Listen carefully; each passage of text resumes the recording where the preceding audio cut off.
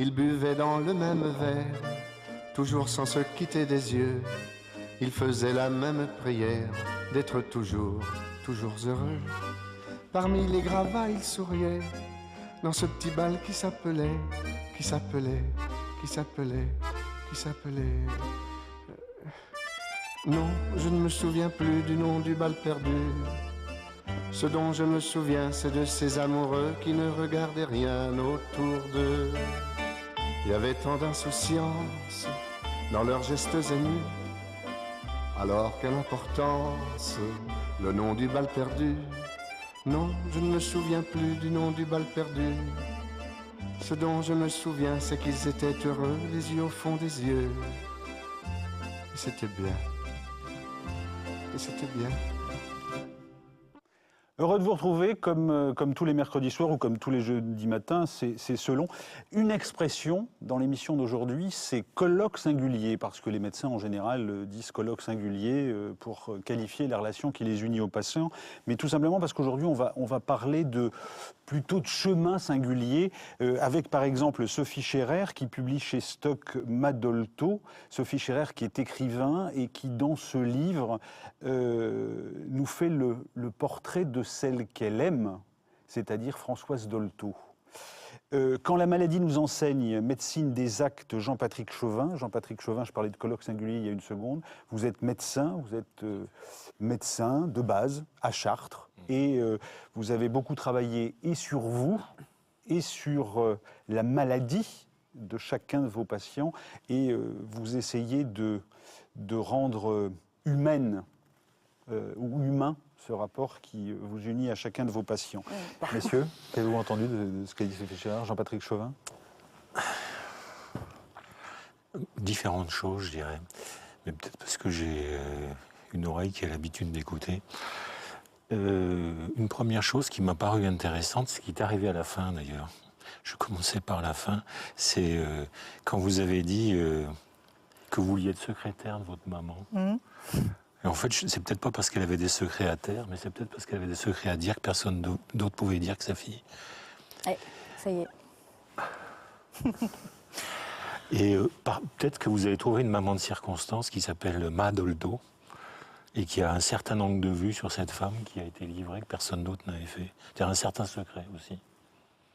Moi, ça me paraît intéressant, et ce qui m'a paru intéressant dans ce qui était dit tout à l'heure aussi, c'est ce regard sur cette femme, quand vous avez dit que, en fait, c'était pas quelqu'un qui cherchait à défendre la cause des enfants, les enfants ont le droit de tout faire, et c'est tout permis.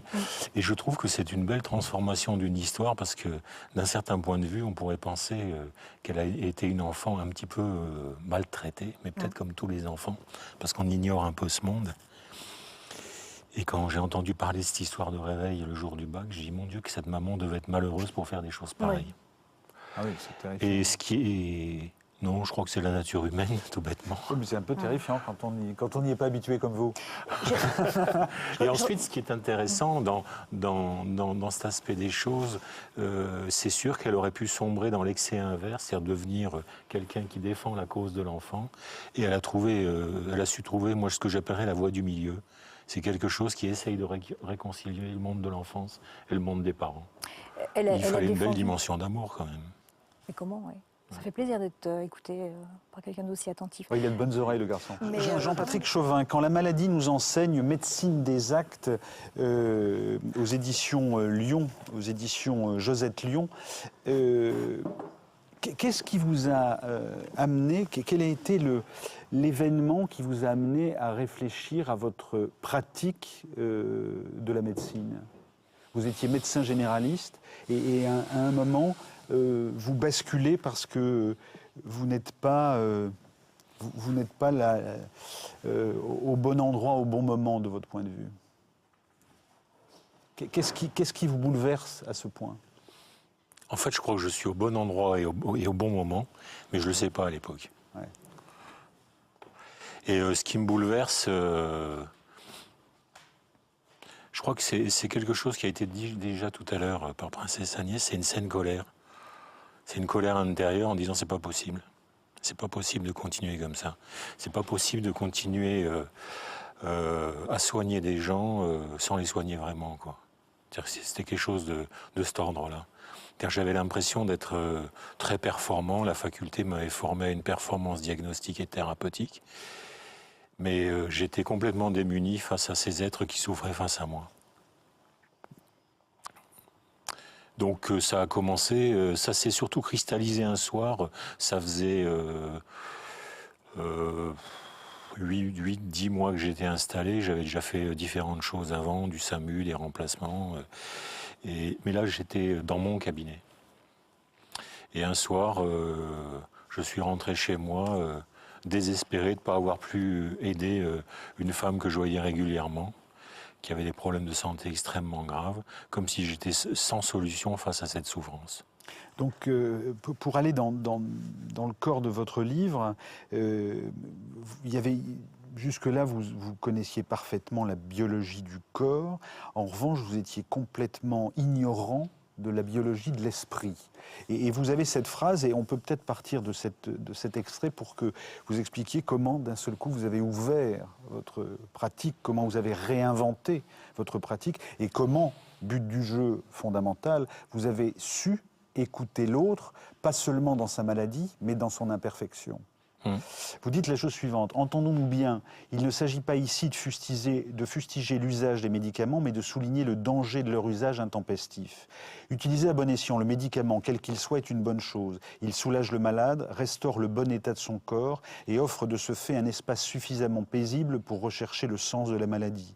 Mais penser et faire croire qu'il est la seule solution à la maladie est une escroquerie fondamentale, dites-vous. Si d'un côté, il y a besoin de médicaments pour réparer le corps, de l'autre, il y a la nécessité d'actes conscients pour soigner les comportements faux qui sont à l'origine des maladies. La médecine des actes. La médecine des actes, chez vous, commence par l'apprentissage de ceux qui ont travaillé la biologie de l'esprit, c'est-à-dire Freud, c'est-à-dire Jung, et au-delà. Qu'est-ce que vous apprenez chez Freud, Jung et au-delà? C'est-à-dire, qu'est-ce qu'il faut aller chercher chez l'autre dans l'origine de sa maladie? Je crois qu'en fait, il ne faut rien chercher chez l'autre, il faut chercher en soi. Ce que j'ai fait, c'est ça. Quand je dirais chez Freud, j'ai rien appris. J'ai rien appris parce que j'ai rien vécu chez Freud, fondamentalement. Je n'ai jamais appartenu à une démarche freudienne psychanalytique. Par contre, j'ai une expérience psychanalytique jungienne qui m'a ouvert, je dirais, qui m'a ouvert à cette recherche intérieure, c'est-à-dire à essayer d'explorer les arcanes de ma propre personnalité, les coins obscurs, etc. Et puis, comme ça ne me suffisait pas, il me manquait quelque chose de concret, j'étais capable d'analyser, de comprendre. J'allais dire, j'étais capable de comprendre pourquoi j'étais bébête, mais je n'avais pas de solution pour vivre bien avec ce bébête. Et oui. Et c'est là que j'ai fait la rencontre d'un homme qui lui proposait une démarche qui n'était pas une démarche psychanalytique, qui était une démarche de recherche intérieure. Quand je rencontre cet homme, ce qui me fascine en fait, c'est la dimension intérieure que je perçois, en disant mais il y a une dimension d'amour chez cet homme que j'ai pas et j'ai besoin de l'apprendre. Et comment je vais l'apprendre si ce n'est en faisant ce travail sur moi, c'est rencontrer le bébête et apprendre à l'aimer, plutôt que de le fustiger tout le temps. Ce qu'on fait en permanence, d'ailleurs. Donc si on aime son imperfection, oui, on est capable de comprendre dans l'imperfection de l'autre ce qui peut être éventuellement le terreau propice à la maladie. Au-delà de ça, je dirais, bien sûr, il y a cet aspect des choses, c'est-à-dire dans cette écoute attentive ou dans ce regard amoureux, je dirais, sur l'autre, il y a en même temps comprendre... Je vais reprendre ce que je disais tout à l'heure à propos de Françoise Dolto. C'est-à-dire que c'est pas du tout dire comme ça une vue de l'esprit ou une phrase pour rien. C'est parce que je vis comme ça aujourd'hui. Quand je vois cette petite maman avec son réveil qui coupe le réveil pour pas qu'elle passe son bac ou qu'elle n'ait pas l'opportunité de passer son bac, je dis mon Dieu, comme cette petite maman doit être malheureuse. C'est-à-dire qu'il y a quelque chose qui d'un seul coup est en relation avec une imperfection fondamentale de quelqu'un et qui va en même temps être capable de dire mais c'est pas si grave que ça, on va essayer de trouver des solutions pour vivre bien avec ce que vous êtes. Et ensuite, il y a aussi, je dirais, l'envers du décor, c'est d'apercevoir non seulement l'imperfection qui caractérise cette personne, mais quelle qualité unique elle contient et qu'elle va avoir à épanouir. Comment vous vous sentez quand vous êtes face à un patient? Vous êtes une personne, vous êtes encore un médecin ou vous êtes plus qu'un médecin?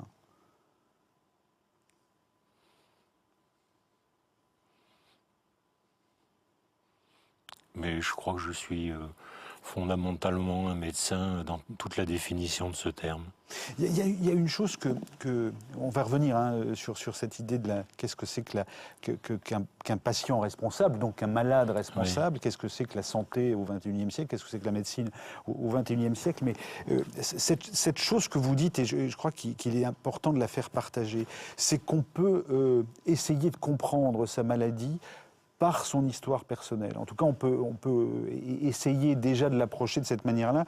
Vous dites, par exemple, qu'il y a quelques étapes qui sont nécessaires. Vous dites qu'un patient doit percevoir la douleur présente et doit la percevoir comme comportant la trace intérieure d'une souffrance caractéristique de son histoire traumatique. Ensuite, vous dites qu'il doit prendre conscience que cette souffrance est due à la répétition de son histoire traumatique personnelle, son passé personnel. Enfin, vous dites qu'il est nécessaire de choisir consciemment et librement de vivre depuis son cycle transformé et de le manifester par des actes concrets, c'est-à-dire décider librement et consciemment d'un acte transformant concrètement la situation douloureuse en opportunité de bien-être. Est-ce qu'on peut avoir un exemple concret de cette manière? Je crois que le plus bel exemple concret que je peux avoir, c'est le mien en fait. Il se trouve que j'ai écrit un livre et que j'ai fait une tournée de conférences dans toutes les villes de faculté de France et de Navarre pour rencontrer à la fois le monde médical, mais je dirais tout public. Et d'être pris par les enjeux de cette tournée, de cette entrée dans le monde public, je dirais, j'ai un peu oublié qu'il y avait un petit bonhomme qui avait besoin qu'on s'occupe de lui, moi. Et vous avez somatisé? Non, j'aime pas ce mot. J'ai pas somatisé, je suis tombé malade. Oui, j'ai fait une bronchite carabinée qui m'a plié et qui m'a permis d'abord d'être aussi intelligent qu'une courgette trop cuite pendant 2 jours. C'était un légume complet dans le fond de son lit. Ma femme m'a porté une soupe, je regardais la télé, je comprenais rien ce qui se passait, mais c'était des émissions, il n'y avait pas besoin de comprendre. Donc c'était pas... Il y en a quand même. Et en fait, il s'est passé... c'est toujours des petites choses de rien du tout, en fait, qui soudain vous réveillent. Je me suis retrouvé le 3e jour... c'est pas la résurrection d'entre les morts, le 3e jour, mais je suis sorti de cet état de torpeur totale et je me suis retrouvé devant 2 situations très simples, très bêtes. C'est-à-dire devant des mésanges qui étaient sur un arbuste devant ma fenêtre et j'étais bouleversé par ce spectacle, presque aux larmes. Et là, j'étais dit, mais qu'est-ce qui se passe? Et j'avais oublié des plaisirs simples dont j'ai besoin. Et une autre chose qui m'a bouleversé, c'est caresser mon chien. Des instants de tendresse comme ça que j'avais complètement oubliés. Et devant ça, j'ai dit, mon gars, t'as plus qu'une chose à faire, c'est restaurer ces petits instants avec toi. Les actes, ils étaient là.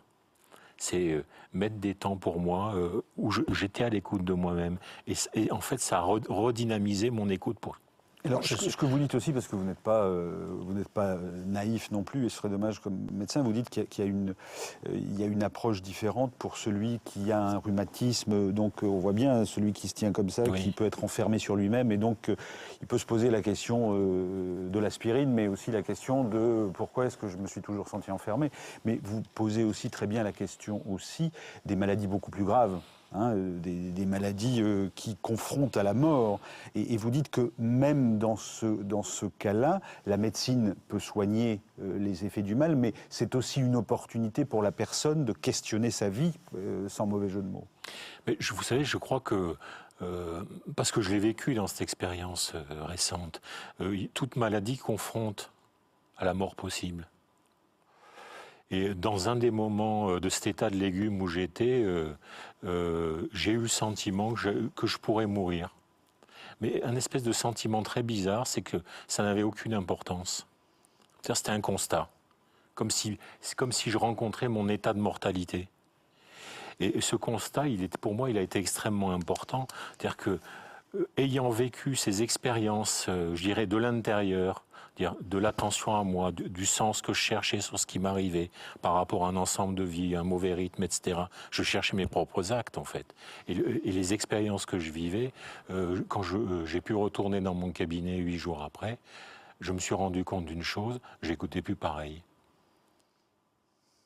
Et en fait, ce que je dirais, c'est que j'ai écrit un bouquin du point de vue du médecin, c'est-à-dire qui s'appelle « Quand la maladie nous enseigne », et peut-être que la vie m'a fait faire des travaux pratiques pour essayer de vivre les choses du côté du malade.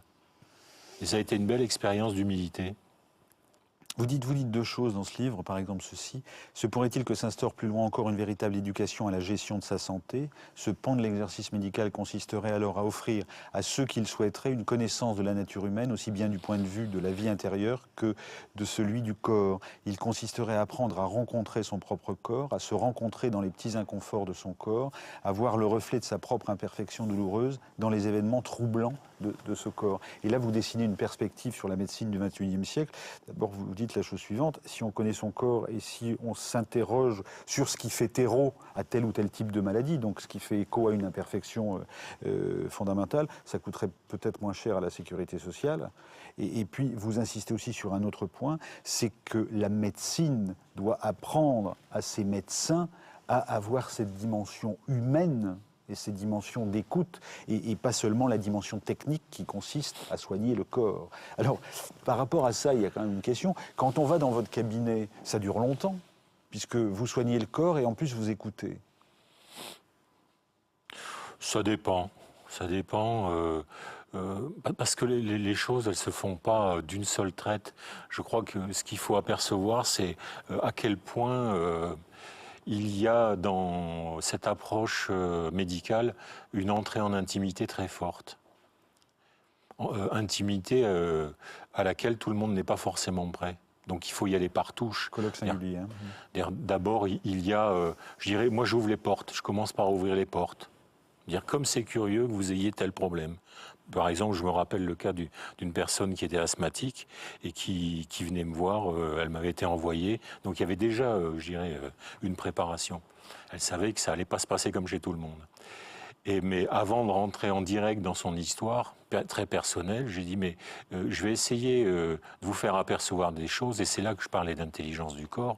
Je lui dis, mais vous savez, vous avez de l'asthme, il va falloir essayer d'apercevoir deux choses. On va le prendre sous deux angles. D'abord, sur la biologie même de l'appareil respiratoire, c'est ce qui gère nos échanges dedans-dehors, aériens, mais pas simplement, c'est aussi en reflet de ce qui se joue sur l'affectif, etc., etc.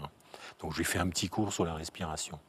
Et ensuite, je lui dis, et puis on va faire un autre petit cours sur l'asthme lui-même.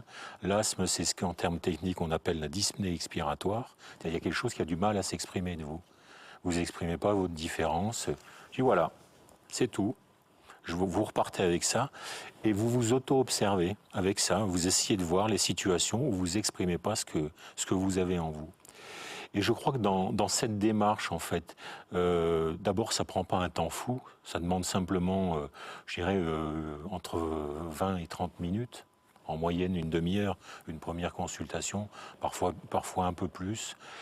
Parce que moi, j'essaye d'y aller par touche. Je dis aux gens, vous allez réfléchir par vous-même. Et ce réfléchir par vous-même, il est extrêmement important. Et souvent, enfin en tout cas c'est ce que vous racontez dans Quand la maladie nous enseigne, souvent le patient fait le travail de guérison, fait une partie du travail de guérison tout seul, sans médicaments pour le coup. Simplement parce qu'il s'est posé les bonnes questions. Non seulement parce qu'il s'est posé les bonnes questions, mais parce que ensemble, on a essayé de trouver des réponses et qu'il a mis en pratique ces réponses. Vous parlez de la mort d'un ami. Alors, ma dernière question porte sur cette dimension-là des choses. Quand le corps est trop abîmé pour survivre, autrement dit, quand on est dans l'accompagnement Qu'est-ce que dit encore l'esprit dans ces moments-là? Qu'est-ce qu'il permet? De visiter des états de conscience. Assez étonnant. Mais là, il faudra qu'on se pose d'autres questions. C'est-à-dire qu'aujourd'hui, on a une vision de la mort que d'un point de vue, du point de vue de la fin du corps, je dirais. Mais de la même façon que du discours médical, parce que moi c'est mon registre, hein, je parle de ça, de la même façon que du discours médical, on a évacué une certaine dimension de la nature humaine qui est la vie intérieure, je préfère l'appeler comme ça que dimension psychique, je préférerais même dire dimension spirituelle, au sens fort et vrai du terme. Et je crois qu'on a aussi évacué d'un ensemble de phénomènes de la vie, et la mort en fait partie, cette dimension-là. Donc on peut se demander si finalement une maladie, je vais le prendre sur un petit registre, une maladie quelle qu'elle soit, elle nous ôte temporairement l'usage d'une fonction.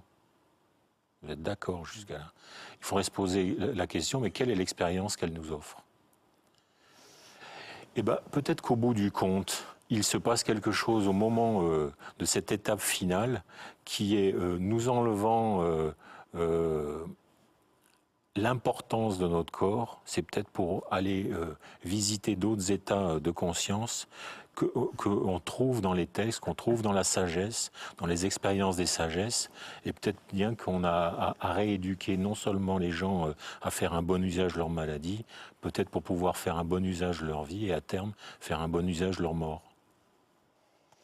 On aimerait bien vous avoir comme médecin de famille. Hein, je vous donne mon adresse si vous voulez. C'est pas inintéressant de vous écouter en tout cas.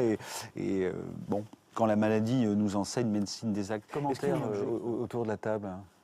Plein de questions. Alors c'est marrant, le mot que vous avez plus prononcé, c'est bébête, bête.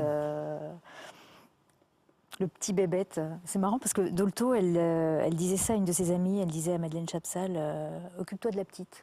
Pas de la petite bébête, mais occupe-toi de la petite fille que tu étais, que tu es toujours restée et dont on ne s'est pas occupé, quoi. Et puis moi, le bébête, je le trouve très spirituel à tous les sens du terme. Et j'ai envie de vous demander, votre tournée de conférences, là, est-ce que vous avez eu l'occasion de la faire dans les facultés de médecine qui en ont un besoin criant? C'est la bonne question. C'est la bonne question, oui. Parce que dans les facultés de médecine, non seulement on n'apprend pas du tout cette dimension-là, ou de manière tellement résiduelle. À aimer son patient, mais en plus, on apprend à réussir en trichant. C'est quelque chose enfin, de nos jours, hein, il y a une espèce de compétition acharnée, effrénée, démentielle. Et donc, je serais moins vindicatif que ça. Je crois que les facultés de médecine, elles enseignent une médecine qui est la médecine moderne. C'est-à-dire qui est le résultat la médecine technologique. d'un progrès scientifique. C'est une médecine scientifique. Et moi, je dis aujourd'hui, c'est une bonne médecine. C'est une bonne médecine parce qu'elle nous permet des diagnostics qu'on n'avait pas la possibilité d'avoir il y a encore 50 ans, et des moyens thérapeutiques qui offrent aux malades, c'est ce que vous lisiez tout à l'heure de l'extrait de mon livre, c'est un temps pour apaiser leur corps, pour peut-être qu'ils puissent se poser des questions qu'ils n'auraient pas pu se poser sinon. Vous avez une très belle image. Hein. Vous dites finalement aujourd'hui la médecine, on sait soigner la voiture, mais on n'apprend rien au conducteur. Oui. Et je trouve que c'est une très belle image. Un mot de commentaire sur ce qu'a dit le docteur Chauvin ou Ouais, moi je veux bien, je peux commencer. Moi j'ai mis du temps en fait à comprendre qu'on parlait aussi de maladies physiologiques. Et en ce sens,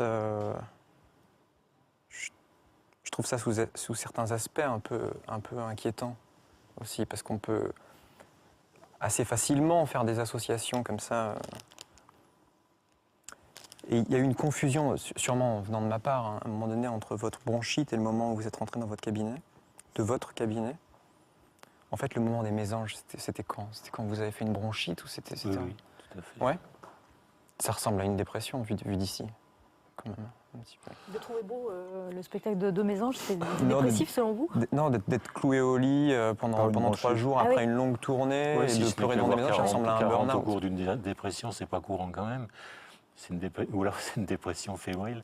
Mais ceci étant dit, c'est pas faux. C'est pas faux du tout.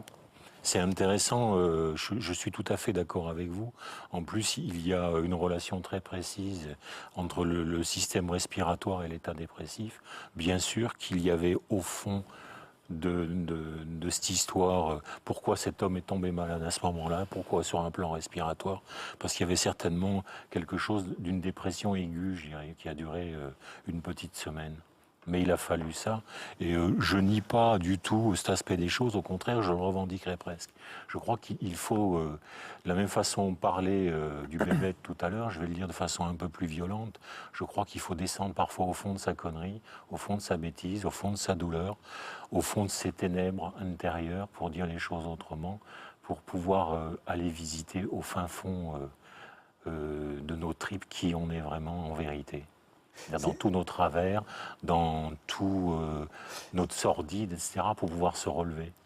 J'ai pas le sentiment, c'est juste pour me donner mon point de vue. Moi, je suis absolument pas médecin. Quand je vous ai dit ça ressemble à une dépression, c'était plus pour jouer un peu. Mais je suis pas sûr qu'une grippe, par exemple, caractérise un sentiment profond. Aussi, je pense que l'idée de ce qui nous tue pas nous rend plus forts. Je ne suis pas sûr de ça non plus. Je pense que ce qui ne nous tue pas nous tue presque. Et je ne pense pas qu'à chaque fois qu'on est down, c'est un moment productif. Par moment, on est down parce qu'on est down. Je ne sais pas si on peut, parce qu'on peut trouver du sens partout, on peut associer librement. Là, je peux faire une histoire avec les objets qu'il y a devant moi. Voilà, juste à cet endroit-là, en tous les cas, moi, c'est un discours qui m'inquiète un peu. Je comprends, mais ceci dit, on peut trouver du sens partout, je suis d'accord avec vous. On peut essayer de mettre du sens et le tirer par les cheveux dans tous les sens. Ça, c'est fort possible. Moi, j'ai aucune prétention de mettre du sens sur quoi que ce soit, ni de philosopher. Je témoigne simplement d'une expérience et comment je mets du sens sur ma propre existence, et c'est déjà un sacré boulot. Le reste, je m'en occupe pas. Je vous parle de ça c'est parce que simplement par extrapolation. Hein. Je suis moi-même tombé malade. Oui. J'ai eu mes parents qui sont tombés gravement malades. Et c'est évidemment les pires expériences par lesquelles je suis passé. J'entends tout à fait. Bien sûr que c'est une expérience, la maladie est une expérience. Et en plus, la maladie grave est une expérience extrêmement difficile et douloureuse. Mais ce que j'essaye de faire passer, c'est bien sûr qu'il y a cet aspect des choses. Et je suis entièrement d'accord avec vous. Mais est-ce que plutôt que de le subir pour rien, et là, je suis très vindicatif là-dessus. Plutôt que de subir pour rien, est-ce qu'on ne pourrait pas en faire une opportunité de question pour avoir une vie un peu plus juste et plus consciente?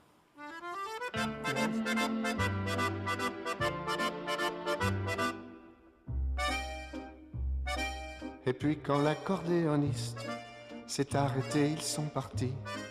Le soir tombait dessus la piste, sur les gravats et sur ma vie. Il était redevenu tout triste, ce petit bal qui s'appelait.